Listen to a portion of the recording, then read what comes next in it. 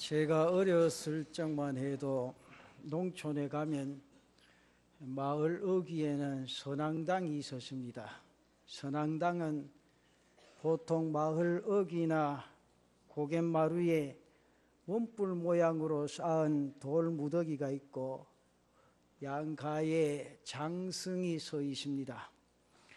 훨씬 오래 전에는 선앙당이 없는 마을은 거의 없었다, 그렇게 말씀드려도 과언이 아닌 줄 압니다. 우리 선조들은 배고픔과 눈물의 역사를 살아왔습니다. 아주 옛날 영화를 보면 식사를 밥이 아닌 감자로 대신하는 장면들을 쉽게 볼 수가 있습니다.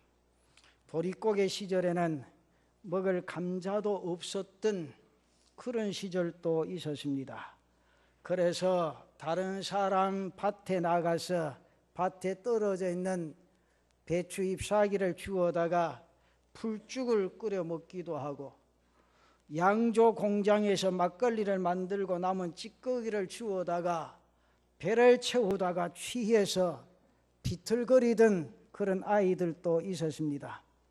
이렇게 어렵고 힘들고 배고픈 시절을 보내던 선조들은 을에 자신의 마을 어귀를 지날 때마다 선앙당에 돌을 얹으면서 자신의 마음속에 있는 소원을 빌었습니다. 지금은 천하대장군, 지하여장군이라고 쓴 장승이 액세서리요 추억이 되어져 버렸지만은, 옛날에는 힘겹게 살아온 서민들의 신앙이었습니다. 선앙당은 이토록 조상들의 한이 서려져 있고 눈물이 담겨져 있던 그런 곳입니다. 그래서 길 가던 사람들은 선앙당 앞에서 자신의 발걸음을 멈추고 아무도 들을 수 없는 마음속의 소망을 빌었습니다. 아들을 낳게 해 주시옵소서. 우리 집에 새끼 밥물 먹게 해 주옵소서. 장터로 나간 서방님, 나무하러 간 서방님 편히 돌아오게 해 주옵소서. 우리 가족들, 자녀들 다 건강하게 해 주옵소서. 이렇게 크고 작은 소원들을 선앙당 장성들에게나 빌어서 바칠 수밖에 없었던 우리 민족, 정말 눈물 많고 한없는 역사를 이루며 오늘에 도달한 겁니다. 가진 것이 없었기에 바칠 예물도 없었습니다. 그래서 길가에 굴러다니는 흙 묻은 돌을 주어서 정성스럽게 쌓아 올리며 빌었습니다. 이 돌멩이 속에는 한과 눈물로 뒤범벅된 많은 사연이 담겨 있습니다. 소원은 간절하되 길이 없었습니다. 꿈은 있으되 그것을 실현할 터전이 없었습니다. 그래서 돌을 던지고 침묵 속에서 눈물을 흘리고 허리를 구부리고 합장하며 빌었습니다. 선앙당 고개의 사람들을 여러분 생각해 보십시오. 절망과 체념, 슬픔과 눈물 속에서 그래도 희망의 줄을 붙잡기 위해 소망을 저버리지 아니하고 선앙당에서 고개를 숙였습니다. 저는 옛날 우리 선조들을 생각하면 아주 아쉬운 마음이 듭니다. 선앙당 앞에서 고개를 숙이고 손이 닳도록 빌어대는 지친 인생들에게 거기 서 있는 두 목상은 과연 저 애달픈 민초들에게 무엇을 해 주었는가? 가진 것이 없어 굴러다니던 돌멩이 하나 집어들고 마음의 정성을 다해 그 목상 앞에 바치던 저들의 순수한 마음을 목상이 이해나 해주고 있겠는가, 그 말입니다.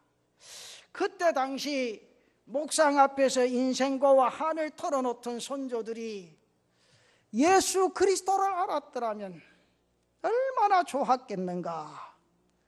목상 앞에서 빌던 정성과 돌을 집어던지고 바치던 그 심정으로 야훼 하나님을 부르고 찾았다면 얼마나 복되고 행복했었겠는가 하는 안타까운 생각을 해봅니다. 저들은 절을 하고 빌면서 스스로 만족하고 위로를 받았을지는 몰라도 거기 서 있는 두 목상이 그들의 소원과 눈물을 해결해 주지는 못했습니다. 그러나 사랑하는 성도 여러분, 우리의 하나님 여호와는 분명히 다르다는 거죠. 오늘 시편 23편 2절 말씀에 분명히 말씀을 합니다. 그가 나를 푸른 풀밭에 누이시며 쉴 만한 물가로 인도하시는도다. 사랑하는 성도 여러분, 하나님께서 내 영혼과 육체에 부족함이 없도록 채우시고 인도해 주시는 분이심을 확실하게 믿으시기를 바랍니다. 가만히 눈을 감고 한번 생각해 보십시다. 넓은 평원이 펼쳐지고 그 평원에는 부드러운 풀들이 곱게 물들어 있습니다. 푸른 잔디가 덮여있는 평원에 포근한 바람이 살랑살랑이고 있습니다. 바로 그곳에 오늘 우리가 높푸른 하늘을 바라보며 누워있다고 한번 생각해 보십시오. 그뿐이 아닙니다. 평원의 한 부분에 아름다운 호수가 있습니다. 쉴만한 물가에서 갈증나는 목을 축이고 푸른 풀밭을 뒹굴고 있습니다. 이보다 더한 평원이 이 세상에 어디에 있겠습니까? 특히 여호와는 목자이시고 성도는 양으로 묘사되어져 있는 이 시에서 양이 이러한 대자연 속에서 자연의 젖줄을 먹고 마시며 뒹굴고 있다고 한번 생각해 보십시다. 이보다 더 큰 행복이 어디에 있겠습니까? 이보다 더 큰 쉼이 이 세상에 어디에 있겠느냐 그 말입니다. 이러한 안식과 복을 성도들에게 주시는 분이 바로 나의 하나님이신 줄 믿으시기를 바랍니다. 이와 같이 부족함이 없는 은혜를 베푸신 주님이시구만 안타깝게도 우리 선조들은 주님을 알지 못했습니다. 주님을 바라보지를 못했습니다. 그 주님을 의지하지를 못했습니다. 복의 근원 대신 하나님을 의지하지 못하고 말 못하고 냄새도 맡지 못하고 소리도 듣지 못하는 장성에게 빌었습니다. 선앙당에서 소원을 아랠 것이 아니라 푸른 초장과 쉴만한 물가로 인도하신 하나님 앞에 정성 들여 기도드렸다면 얼마나 좋았겠는가. 장승 앞에서 탄식하던 하늘 우리 주님 앞에 고하였다면 말 못하는 목상 앞에서 흘리던 눈물을 하나님을 우러러 눈물로 예물을 삼아 드렸다면 얼마나 좋았을까.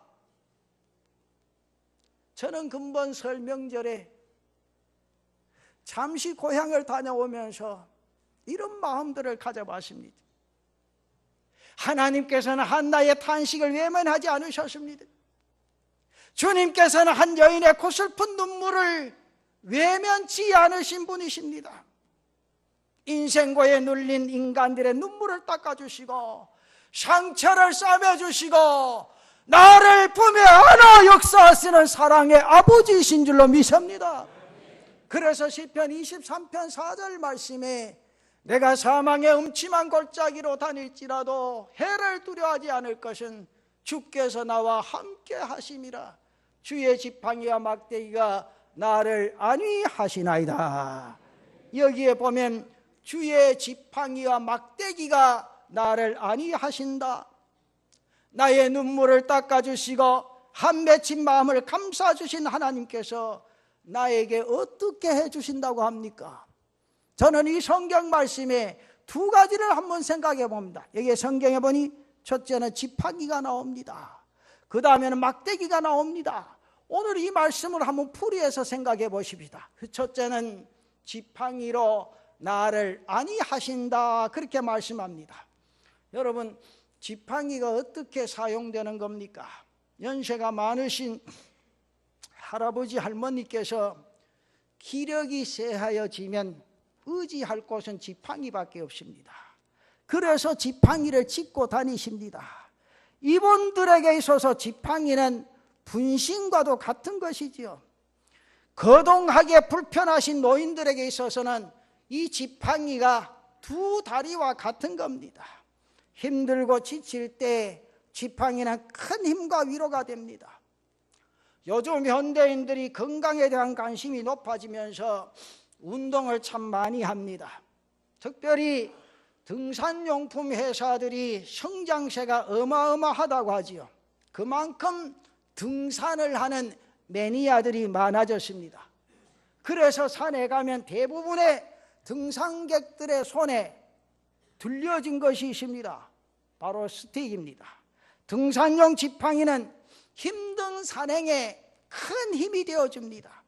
무릎 관절에 오는 충격을 절반 가까이 완화해 주는 것이 스틱이라고 말합니다. 뿐만 아니라 험한 협곡 같은 곳에서는 한순간의 위험에서 생명을 지켜주는 역할도 합니다. 그래서 산행을 많이 해본 분들은 스틱이 얼마나 중요하고 고마운지 몇 번씩 다 경험을 해보고 합니다. 건장한 젊은이일지라도 험악한 산을 오르거나 내려갈 때 나무를 꺾어서 지팡이로 사용합니다. 요즘처럼 도로 포장이 잘 되어 있는 길이라면 무슨 지팡이가 소용이 있겠습니까마는 옛날에는 산길을 넘어 다녀야 했습니다. 특히 야간 보행 때는 아차 하는 순간에 실족하면 부상을 입는 사고가 빈번했기 때문에 나무로 지팡이를 삼고 의지하고 다니는 것은 흔히 있는 그런 일들이었습니다. 위와 같은 상황에서 지팡이는 몸의 안전을 내어 맡기는 전적인 의지의 대상인 겁니다. 이와 마찬가지로 하나님께서는 지팡이처럼 우리 인생들에게 있어서 전적인 의지의 대상이 되신다 그 말이죠. 그래서 본문 말씀에서 하나님께서는 내 인생 여정에 지팡이가 되어 주시겠다 말씀합니다. 그래서 나를 안위하시고 푸른 초장 쉴만한 물가로 인도해 주시는데 그곳은 고급 승용차를 타고 비행기를 타고 편안히 도달할 수 있는 것이 아닙니다. 반드시 사망의 엄침한 골짜기를 통과해야만 푸른 초장에 도착할 수 있는 것이요, 그런 다음에 그곳에서 편히 쉴 수 있다는 겁니다. 사랑하는 성도 여러분, 사망의 엄침한 골짜기를 통과하지 않아도 된다면 우리의 인생의 삶이 얼마나 좋겠습니까? 그러나 우리의 인생 여정에는 사망의 골짜기, 엄침한 골짜기가 얼마나 많은지 모릅니다. 이것이 바로 인생입니다. 때론 어두운 밤길에서 산속을 헤매야 할 때가 있고, 때론 장렬한 태양과 싸우며 메마른 사막을 걸어야 할 때가 있고, 때론 나를 삼켜버릴 것만 같은 파도와 싸우며 항해하는 사공 같은 운명이 사람의 인생이요, 나의 인생입니다. 그런 거로 사랑하는 성도 여러분, 인생은 연약하기 짝이 없습니다. 자연의 힘을 벗어날 힘이 없습니다. 운명을 향해 대항할 여력이 없는 것이 바로 나 자신이요, 이 땅 위의 인생의 삶을 살아가는 인생들입니다. 이토록 연약한 인간에게 전능하신 하나님께서 나의 지팡이가 되어주시는 줄 믿습니다. 인생에 비추어 볼 때 우리는 기력이 쇠한 노인들처럼 연약한 존재들이란 사실을 인식할 수밖에 없습니다. 그런 나에게 의지할 지팡이가 없다, 그렇게 한번 생각해 보십시오. 푸른 초장은커녕 쉴만한 호숫가는커녕 사망의 엄침한 골짜기에서 쓰러져 신음하며 죽어가는 가련한 인생이 될 그런 형편입니다. 그런데 연약한 나에게 만군의 여호와, 전능하신 여호와께서 지팡이가 되어주신다니 얼마나 다행하고 복되고 감격스러운 순간이냐 그 말입니다. 오래전에 인천에서 실제로 일어났던 사건이 있죠. 84세 된 할머니가 심한 류마티스 관절염으로 도무지 지팡이를 짚지 아니하면 한 발짝도 뛸 수 없는 그런 모친이 아들 집에 살았습니다. 근데 이 아들 내외가 자기 어머니가 지팡이 짚고 외출을 자주 한다는 이유로 지팡이를 감추어 버립니다. 식사와 빨래도 제대로 해주지를 않았습니다. 여러분, 관절염으로 지팡이 의지하지 아니하면 도무지 거동할 수 없는 노인의 지팡이를 뺏어버린다면 그 노인은 어떡하라는 겁니까? 단적으로 말하면 죽으라는 얘기밖에 더 됩니까? 결국 이 할머니는 자기로 인해서 형제들끼리 싸움이 일어나고 불화가 생기다 스스로 목숨을 끊어버렸습니다. 지팡이를 잃어버린 할머니의 심정이 어떻겠습니까? 의지할 곳이라곤 나무로 된 지팡이 하나였는데 그 지팡이마저 사라지고 없어져 버렸습니다. 사랑하는 남부민중앙재단 성도 여러분, 오늘 우리는 연약한 인생들입니다. 사망의 골짜기, 음침한 골짜기 같은 인생 속에서 나 자신은 한없이 나약합니다. 그래서 인간을 바람에 흔들리는 갈대에 비유하고 내십니다. 그러나 나에게 든든한 지팡이가 있다는 사실 잊지 마시기를 바랍니다.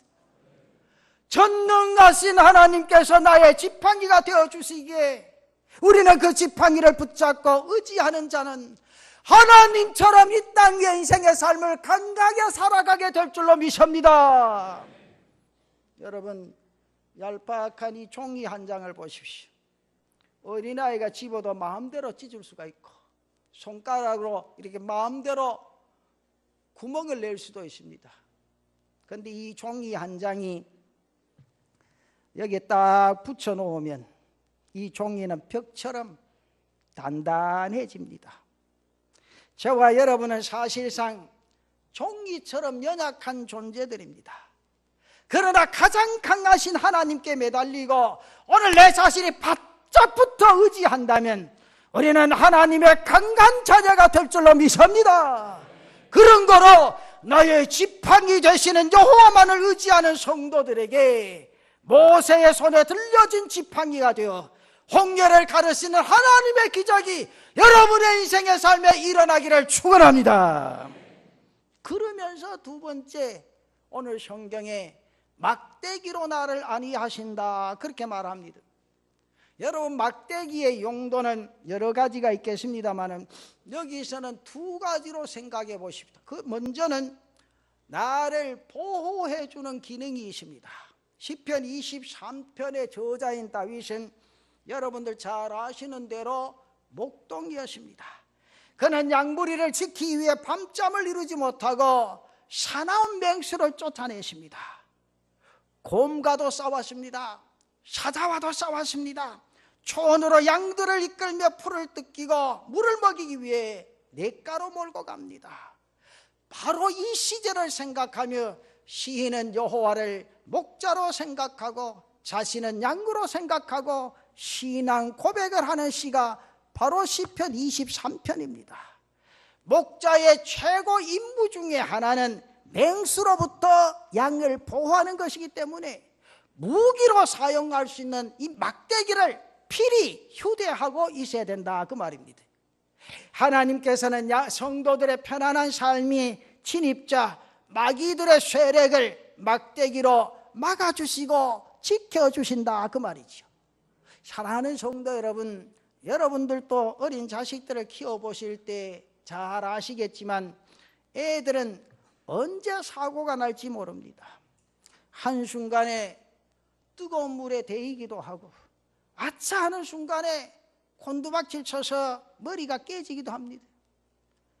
정말로 인생의 삶에 하나님께서 지켜주셔야지 부모가 두 눈 크게 뜨고 지킨다고 해서 안전한 것 아닙니다. 그래서 우리는 매사에 하루하루 보호해 주시기를 기도하는 성도들 되시기를 바랍니다. 막대기의 용도 중에 또 하나는 매질할 때 사용하는 겁니다. 여러분 잘 들으십시오. 성경의 잠언서에 보면 이 말씀이 있습니다. 초달을 참아 못하는 자는 자식을 사랑하지 않는 자라, 그렇게 하십니다.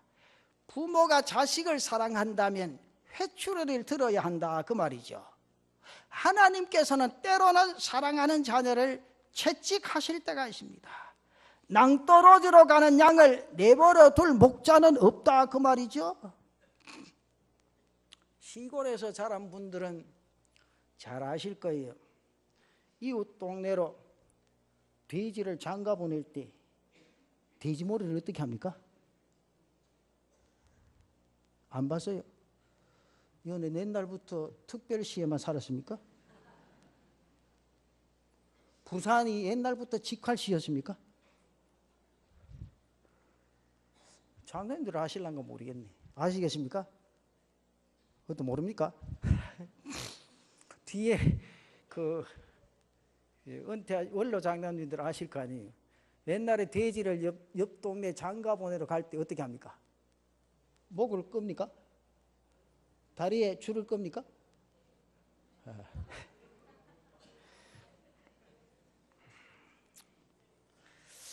이 강아지를 끌고 가듯이 돼지 목에 줄을 매고 끌고 가면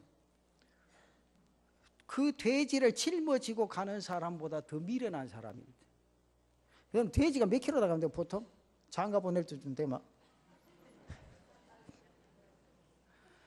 방송에 나오죠. 멧돼지가 나오고 한 분 헛쳐버리면 온 밭이 쑥대밭되고 그렇게 곡식 추수해야 되는데 거기 먹을 거 있습니까? 없습니까?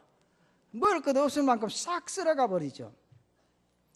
돼지를 강아지처럼 줄에 메어 끌고 간다면 하루 종일 애써봐야 목적지에 도달하지를 못하죠. 그래서 시골에서는 돼지를 이동할 때 꼭 거머쥐는 게 있죠. 회초리로 이동을 합니다. 회초리로 엉덩이로 톡톡 치기만 하면 원하는 방향으로 달리는 겁니다. 그래서 우측으로 가면 여기서 우측에 탁탁 치면 좌측으로 가고, 좌측으로 하면 좌측에 엉덩이 탁탁 치면 또 우측으로 가죠.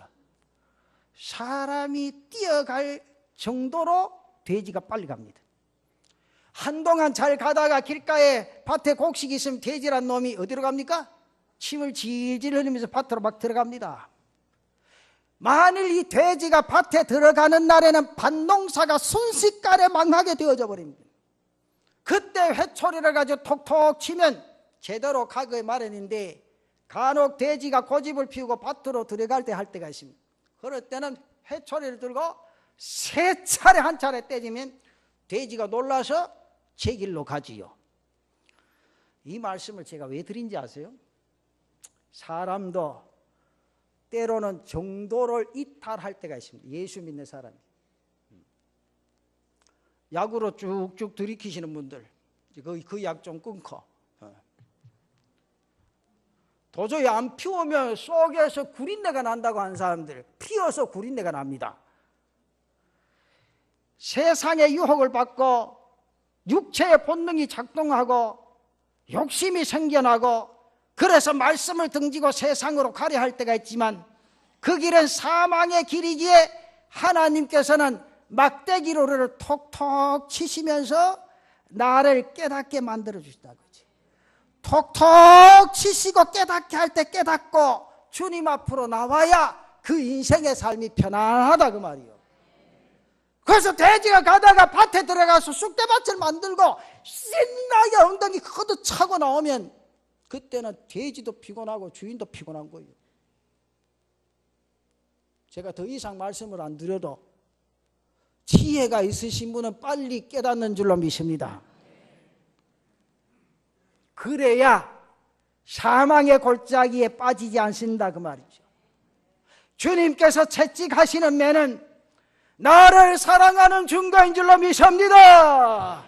그래서 결국 시편 23편 3절에 나타난 말씀처럼 내 영혼을 소생시키시고 자기 이름을 위하여 의의 길로 인도하시기 위함인 줄로 믿습니다.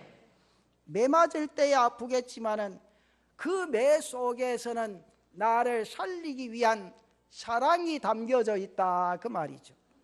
나로 하여금 의로운 길로 걷게 하시기 위한 하나님의 깊으신 뜻이 담겨 있다는 사실입니다. 사랑하는 성도 여러분, 우리의 하나님은 내 인생을 푸른 초장으로 인도하십니다.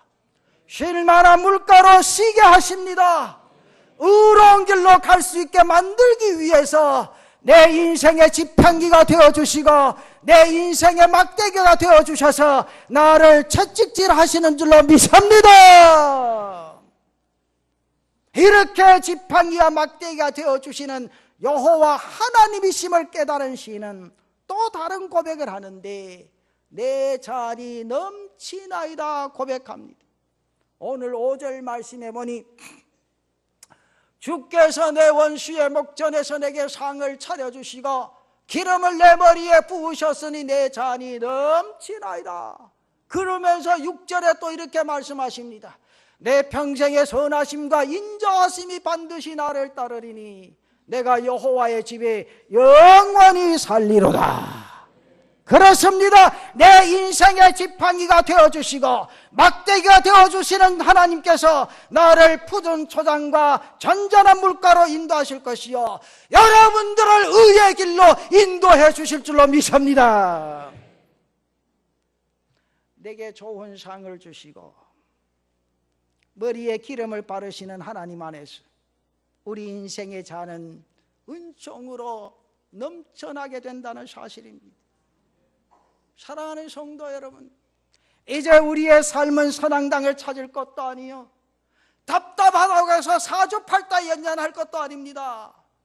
오직 여호와 하나님만을 만난다면 종이장 같은 인생이라 할지라도 두텁고 닭간벽에 밀착된 종이처럼 여호와의 능력을 힘있는 인생의 삶이 될 줄로 믿습니다.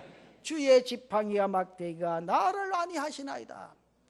여러분, 주의 지팡이와 막대기 꼭 잡고 이 땅 위의 인생의 삶을 오직 주님과 함께 힘차게 달려가는 제단의 성도들 되시기를 축원합니다. 축원합니다. 축원합니다.